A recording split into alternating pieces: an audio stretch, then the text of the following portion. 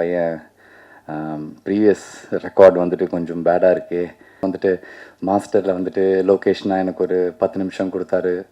நீங்கள் என்ன தயவு செஞ்சு நான் நடிச்சிருக்கேன் அப்படின்னா நீங்கள் என்ன பார்க்காதீங்க. ஒரு மலையாள படம் நம்ம தமிழ்நாட்டில் ஜெயிக்குதுன்னா அந்த படம் நல்லா இருக்குன்னு தெரிஞ்சோன்னே எல்லாரும் தியேட்டருக்கு போகிறாங்க.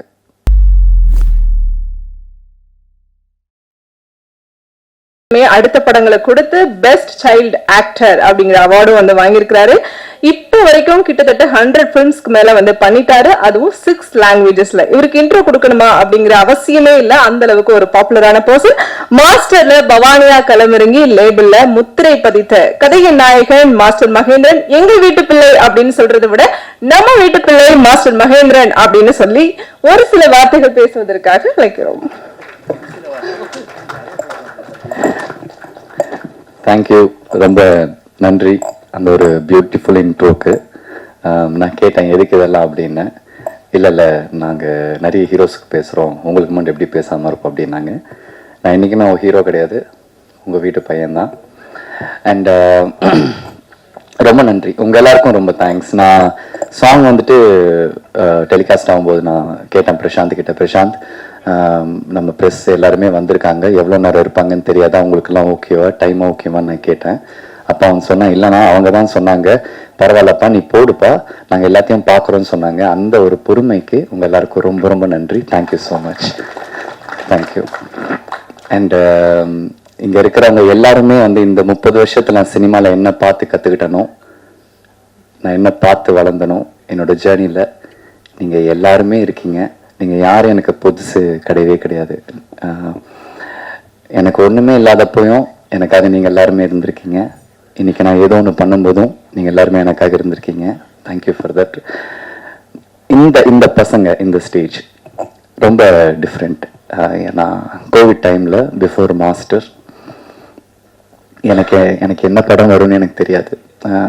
கோவிட்னு ஒன்று டக்குன்னு வந்துருச்சு. நான் ரொம்ப பயந்துட்டேன். ஐயோ இதுக்கப்புறம் எப்படி நம்ம சினிமா தான் எல்லாமே நம்மளுக்கு தேட்டரே இல்லைன்னு சொல்கிறாங்க, திருப்பி ஆடியன்ஸ் வருவாங்களா இல்லையான்னு சொல்கிறாங்க, என்ன பண்ணுறதுன்னு சொல்லிட்டு ரொம்ப ஒரு மாதிரி உடஞ்சிட்டேன். அது யாருக்குமே தெரியாது, பயந்துட்டு. சினிமா தான் எனக்கு எல்லாமே. ஒரு கால் வருது, ஒரு பையன், ஆனால் நான் ஒரு டாக்குமெண்ட்ரி பண்ணுறேன், பண்ணலாம், ஓகே சூப்பர் அண்ணா, எனக்கு ஒரு 10 நாள் உங்களுக்கு வேணும் அப்படின்னு கதை கேட்டேன். சூப்பராக பண்ணான். அப்புறம் அவன் எடுத்த இதுக்கு முன்னாடி எடுத்த அந்த சின்ன ஒரு பைலட் ஒன்று அமிச்சான், ரொம்ப நல்லா இருந்துச்சு. 2 லைட்ஸ் தான், ஒரு கிரைம் த்ரில்லர். அதுக்கப்புறம் திருப்பி டாக்குமெண்ட்ரின்றான். நான் சொல்கிறேன், உனக்கு என்னடா பிரச்சனை, ஏன் திருப்பி நீ டாக்குமெண்ட்ரிக்கு பாரு, தேட்டருக்கு வாடா, தேட்டரே இல்லைன்றாங்க, பயமாக இருக்குது, பெரிய படம்லாம் ஓடிடின்றாங்க, பயமாக இருக்குடா, நம்மள அது தேட்டருக்கு பண்ணலாம், வா, எனக்கு சம்பளமே வேணாம், நான் பண்ணுறேன், நான் நடிக்கணும், ஆடியன்ஸ் என்டர்டெயின் பண்ணணும், வா தேட்டருக்கு போகலாம் நான் சொன்னேன். ஓகேன்னு சொன்னான். நான் செம்ம ஹாப்பி. என்னடா டக்குன்னு ஓகேன்னு சொல்லிட்டாங்க. ஓகே அப்படின்னு பார்த்தா அப்புறம் போகிறான். அவங்க அப்பா ஹெல்ப் பண்ணுறாங்க, அவங்க அண்ணன் ஹெல்ப் பண்ணுறாங்க, அவங்க ஃப்ரெண்ட்ஸ் ஹெல்ப் பண்ணுறாங்க. ஒரு சினிமாவை காப்பாற்றுறதுக்கு சினிமாவில் இருக்கிறவங்க சினிமா எடுக்கல, யாரோ ஒரு கிரிக்கெட் டீமில் இருக்கிறவங்களுக்கு இந்த படம் ஆரம்பிக்கிறது ஹெல்ப் பண்ணியிருக்காங்க. That is the power of cinema. அதுக்கப்புறம் வரான், எடுக்கிறான். அப்புறம் ஆஸ் யூஷுவல் தேட்டருக்கு வர்றதுக்கு நம்மளுக்கு ரொம்ப கஷ்டமாக இருக்கும்ல. சின்ன படம், நம்மளுக்கு ப்ரமோஷன்ஸ் இஷ்யூஸ் இருக்குது.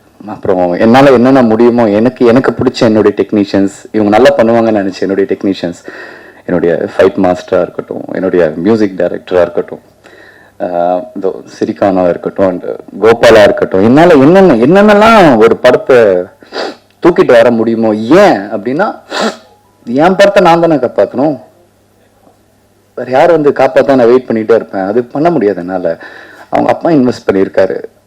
அந்த டைமில் அவங்க அம்மா வேற அவன் கோவிட்ல இழந்துட்டான். அவங்க அம்மா கடைசியாக என்கிட்ட சொன்ன வார்த்தை, என் பையனை பார்த்து கொண்டுறாங்க, என்ன பண்ண முடியும், அவ்வளோ பெயின்.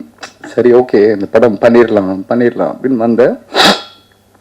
ஆஃப்டர் 3 years இன்னைக்கு இந்த படம் தியேட்டருக்கு வருது.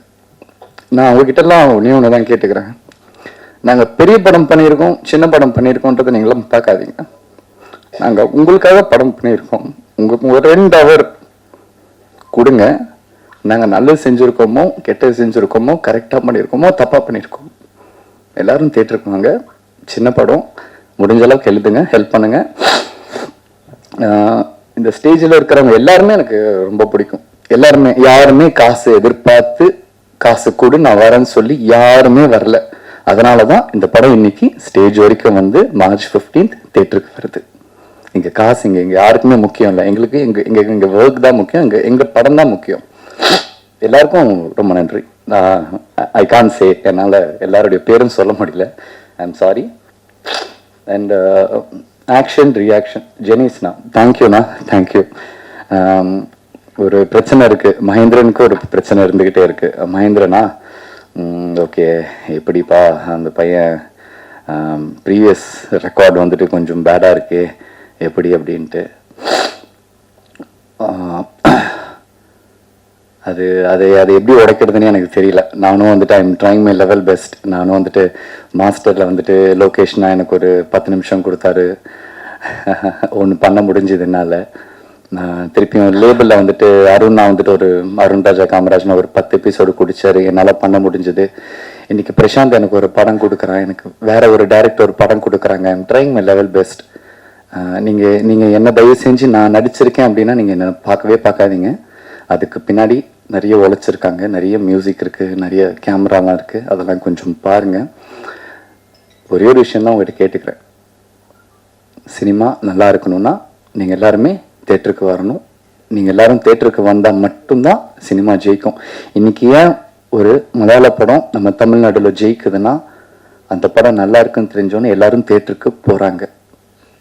நல்லா இருக்குன்னு தெரிஞ்சதுக்கப்புறம் எங்களுக்கு அந்த வாய்ப்பெல்லாம் கிடையாது. நாங்கள் ஒரு 15ஆம் தேதி வரோம், ஒரு ஃப்ரைடே சாட்டர்டே சண்டே, அவ்வளோதான். அதில் என்ன ஷோ கிடைக்குதோ அதுதான் எங்களுக்கு திருப்பி நெக்ஸ்ட் வீக் எங்களால் போக முடியும். ஸோ எல்லாரும் தேட்டருக்கு வாங்க, இந்த படம் பாருங்கள். ரொம்ப நன்றி உங்களுடைய டைமுக்கு. Thank you so much for everything. Thank you. எந்த ஸ்டேஜ்லையுமே எனக்கு வாய்ப்பே கிடைச்சதில்லை. சதீஷ்னா வாங்க. என்னுடைய எல்லா படங்களும் சதீஷ்னா தான் எனக்கு பிஆர் பண்ணிக்கிட்டே இருக்காரு. எனக்கு தெரியாது உங்க எத்தனை பேரை வந்துட்டு அவரு எப்படி பாத்துக்கிறாருன்னு எனக்கு தெரியல. ஆனா என்னுடைய நிறைய படங்களுக்கு நான் ரொம்ப கம்மி பேமெண்ட் தான் நான் கொடுப்பேன். ஆனா ப்ரெஸ்ஸை கூப்பிடுங்கன்னு சொல்லுவேன், உடனே கூப்பிடுவாரு. நீங்களும் எப்படி எனக்காக வந்துகிட்டே இருக்கீங்கன்னு எனக்கு தெரியல. என்னால என்ன உங்களுக்கு பண்ண முடியுதுன்னு எனக்கு தெரியல. ஆனா ஒண்ணு சொல்றேன், சினிமால நான் ஒரு இடத்துக்கு வரும்போது ஏன் சினிமால இருக்கிறவங்களை எப்படி பாத்துக்கணும் எனக்கு நல்லா தெரியும். அன்னைக்கு நான் அவங்கள பாத்துக்கிறேன். நிறைய விஷயங்கள் இருந்துக்கிட்டாங்க, ரொம்பவே எமோஷனலாகவும் இருந்தது. கண்டிப்பாக வந்து ஆடியன்ஸ் வந்து அமிகோ கேரேஜ் ஃபிலிமுக்கு வந்து ரெஸ்பான்ஸ் கொடுப்பாங்க அப்படின்னு சொல்லி நம்புகிறேன். அடுத்ததான் வந்து QA session. Director sir, Amigo Garage அந்த மாதிரி எல்லாம் எதுவும் இல்லைண்ணா, மாத்திருக்க மாட்டேண்ணா. ஜெனிஸ் சார் பார்த்துட்டீங்களா படம்? ஏன்னா இந்த படம் வந்து உங்களுக்கும் ஒரு இதுவாக இருக்கும்னு நினைக்கிறேன். ஏன்னா இந்த பாட்டு ஃபைட் எல்லாம் பார்த்தப்ப தெரிஞ்சுது. இந்த படம் எப்போதுமே பார்த்துட்டு தான் பிஸ்னஸ் பேசுவீங்க இல்லையா? கண்டிப்பாக. இது எப்படி பண்ணியிருக்கீங்க? இந்த படம் ஒரு தரமான ஒரு மேக்கிங்ன்றது எல்லாரும் டிப்பிக்கலாக சொல்கிற மாதிரி தாண்டி இது கனெக்ட் ஆச்சுது. இப்போது சொன்னாங்க இல்லையா, நான் ஆல்ரெடி ஸ்டேஜில் சொன்ன மாதிரி தான் தமிழ் திரையுலகத்தோட இன்னைக்கு ஜெயிச்சுட்டு இருக்கிற, தொடர்ந்து ஹிட்ஸ் கொடுத்துட்ருக்கிற, மேக்ஸிமம் ஹிட்ஸ் கொடுத்துட்ருக்கிற ப்ரொடியூசர்ஸோட ஒரு மீட்டிங் ரீசெண்ட்லி நடந்தது. அந்த மீட்டிங்கில் அவங்க ஷேர் பண்ண விஷயம் வந்து அப்படியே இந்த படத்தில் கனெக்ட் ஆச்சு. எனக்கு ஒரு படத்தோடைய தோற்றம் முதல் பார்வையிலேருந்து அந்த படத்தோடைய ட்ரெய்லர் கட்ஸ் பார்க்கும்போது நமக்கு ஒரு இம்ப்ரெஸ் ஆச்சுன்னா கண்டிப்பாக பிஸ்னஸ்க்கு மூவ் பண்ணும்போது அதுக்கான சப்போர்ட் கிடைக்கும். அதுதான் நடந்துச்சு. நாங்கள் மலேசியாவுக்கு ஃபஸ்ட்டு ஓவர்சீஸ்க்காக பிச் பண்ணும்போதும் சரி, இப்போ ரீசெண்ட்லி தேட்டர்களுக்காக மூவ் பண்ணும்போதும் சரி பாசிட்டிவாக இருக்குது. இப்போ மகேந்திரன் அப்படின்ற ஒரு ஆக்டர், அவரை நாங்களும் சின்ன வயசுலேருந்தே பார்த்துட்ருக்கோம். ரொம்ப கஷ்டமாக இருந்தது ஒரு ஸ்டேஜில் எமோஷனலாக இருக்கும்போது. ஏன்னா ஒரு நல்ல சோல் இப்படி ஆர்கனைஸ் பண்ணியிருக்காரு. ஆர்கனைஸ் பண்ணியிருக்கிறது வந்துன்றது நிறைய சொன்னீங்க, நிறைய கொஸ்டின்ஸ் கேட்டிருந்தீங்க, இது டீம் ஃபார்ம் பண்ணுறாருன்றது. அப்படி இல்லை, கரெக்டாக அமைஞ்சிருக்குது. அந்த டேரக்டரும் அதுக்கு டிசர்வ் பண்ணியிருக்காரு. அவர்கிட்ட நான் இன்ட்ராக்ட் பண்ணியிருக்கேன். நல்ல ஒரு சோல். ஸோ இது நல்ல ஒரு டீமோட எஃபர்ட்டில் ஒரு குறைந்த மீடியம் பட்ஜெட்டில் எடுக்கப்பட்ட ஒரு நல்ல கண்டென்ட். ஸோ இதை கொண்டு போய் கரெக்டாக சேர்க்கணும்னு ஆசை இருந்தது. அதுக்காக தான் அதை தொட்டிருக்கோம். கண்டிப்பாக ஜெயிப்பாங்க. மகேந்திரனும் சீக்கிரமா ஒரு சூப்பர் ஹிட் கொடுப்பாருன்னு நம்புறேன். ஏன்னா இந்த சென்டிமெண்ட் அதெல்லாம் நிறைய இடத்துல ப்ளே பண்ணிட்டு இருக்குது. நம்ம அரசியலாக இருந்தாலும் ஒரு சின்ன உதாரணம் சொல்லி முடிக்க விரும்புகிறேன். இன்னைக்கு தமிழக முதலமைச்சர் கட்சிகளுக்கு அப்பாற்பட்டு அவரை பல தடவை சொன்னாங்க, இவருக்கு ஜாதகத்தில் வாய்ப்பே இல்லை அப்படின்னு சொன்னாங்க. அந்த அம்மாவோட ப்ரேயர்ஸ்ன்னு சொல்லுவாங்க, நிறைய விஷயங்கள் இருக்குது, நிறைய வைப்ரேஷனால அவர் இன்னைக்கு தமிழகத்தை ஆண்டுட்டு இருக்காரு. அதே மாதிரி திருவுலகத்தை அன்பு தம்பி மகேந்திரனும் ஒரு நல்ல இடத்தோட ட்ராவல் பண்ணுவார், ஜெயிப்பார். அந்த பயணத்தில் நாங்கள் இருப்போம்னு நம்புகிறேன். நன்றி. உதய சார்,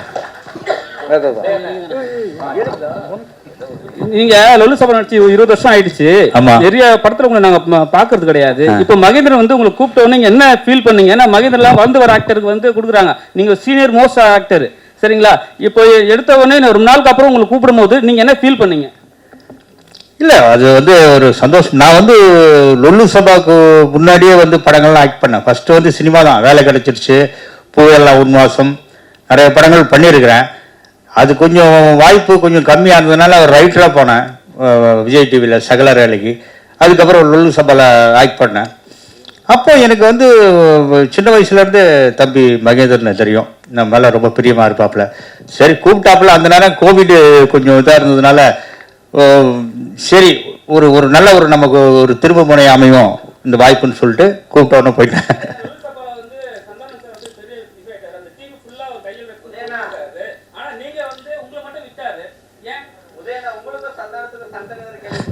அதெல்லாம் ஒன்றும் கிடையாது.